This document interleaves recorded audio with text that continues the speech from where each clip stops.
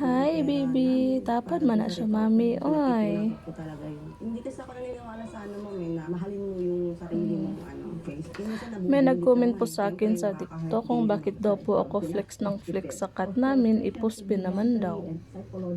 Bakit po? Bawal po ba i-flex? Bawal po ba i-post?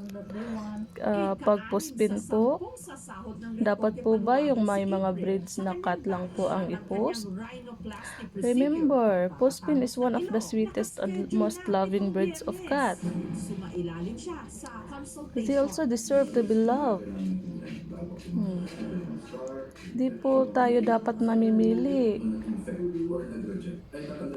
Dapat po natin sila mahalin kahit post-pin po sila. Inabot ng mahigit 1 oras ang operasyon ni Huwag po kayong ganyan. Huwag po kayong mamimili.